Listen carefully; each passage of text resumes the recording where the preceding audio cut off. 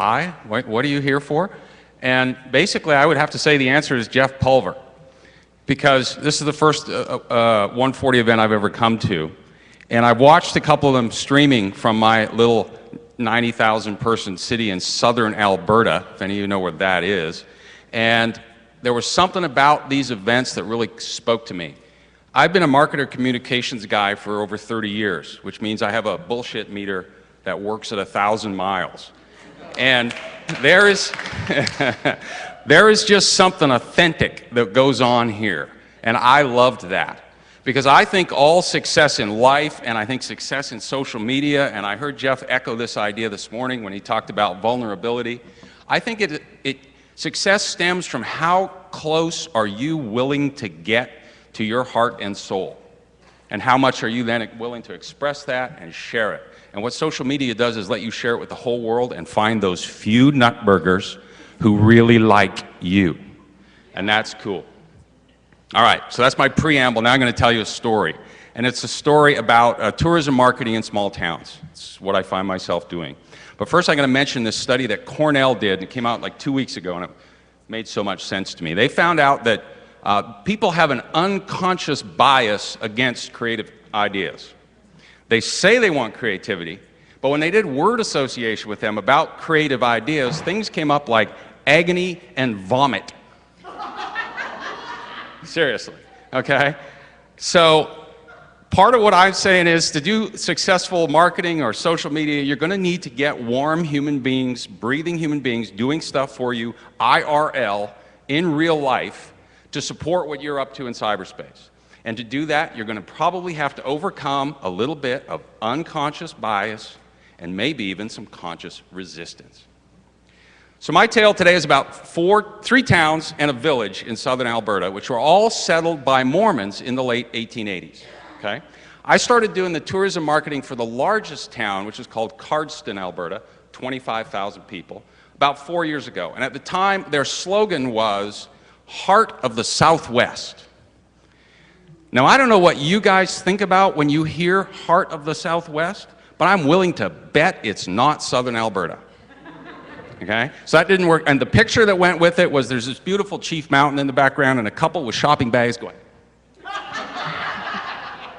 was a little generic and it didn't really work for me. So I said, you know, let's get it closer to your heart, a little your truth. And I said, let's talk about the fact that your town is, the coolest thing in Cardston is a wagon museum. They have a huge one and millions of dollars. It's very cool.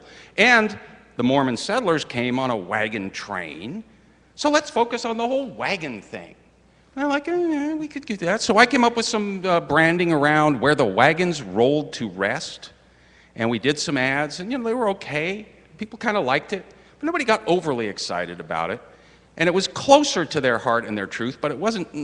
I said, well, hey, you know, another thing that's kind of unique here and cool is that you're all Mormons. Maybe we could talk about that. No! No, thank you, no. We do not want people coming to town going, can you point at the Mormons? And apparently that happens, okay? So I backed off and we went with the wagons. But the next season I started talking to the administration. I said, look, you know, there are values, okay? And in tourism, we know that people make their choices based on their values, in life in general. I said, there are values associated with the Church of Jesus Christ of Latter-day Saints that people who know nothing about your church and could care less might still find appealing. Values like family, okay? Mormons are big on family. A lot of them have big families.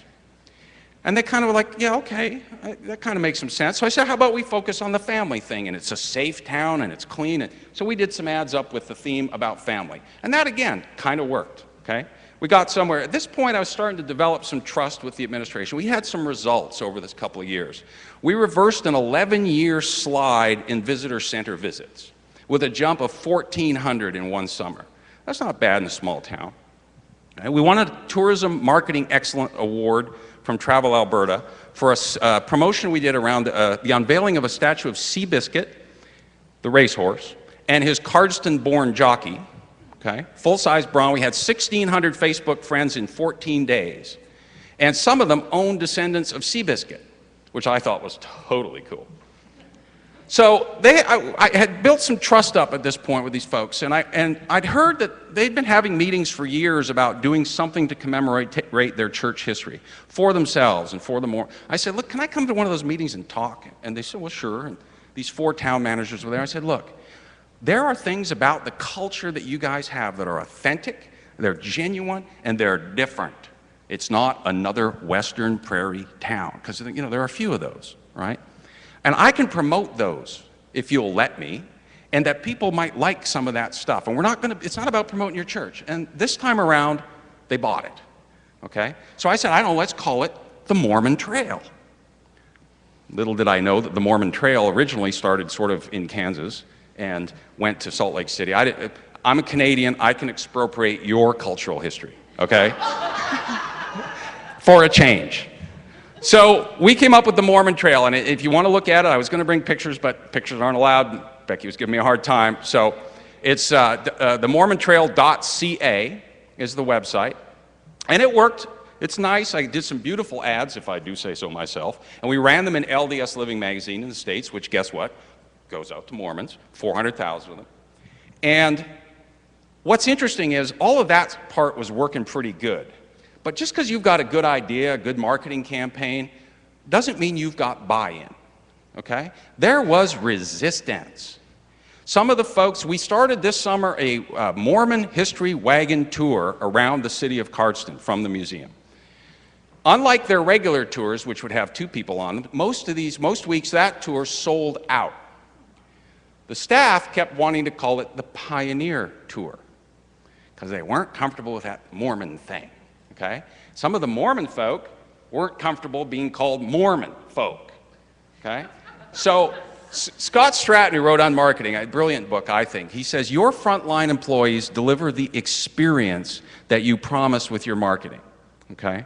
So it doesn't matter how great your marketing is. If you haven't convinced them and sold them on your vision and your idea and what you're up to, you're hooped. And even if you spend time telling them about it and they don't buy it, you're still hooped, okay?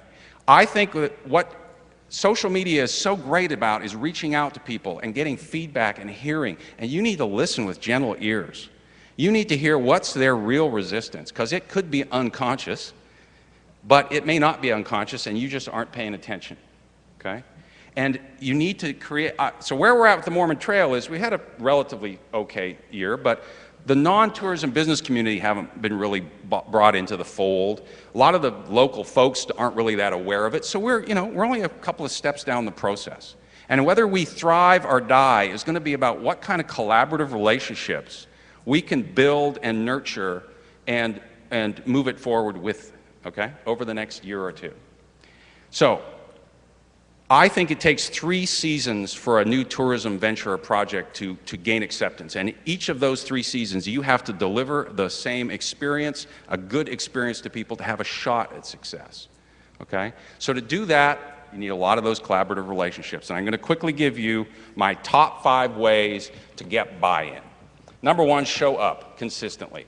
It's amazing how seldom that happens. Web designers, I don't know what it is about you people. Earn trust. Number 2, earn trust. Do what you say you will. Repeat indefinitely. Treat others' concerns as meaningful, not dumb. That's the hard one. Okay? Find common ground. This is part of how you do that. You find common ground. Agree on what you agree on and be specific. Revisit it often. My time is up. I'm going to give you number 5 before I go, which is when you have success. If you do all of the above and have success, share the success and share the credit. Nothing brings those unconscious and conscious resistances back faster than, well, I did a whole lot of work on that thing and I didn't get no credit. So thank you. I've just loved being here. Thanks for sharing with me.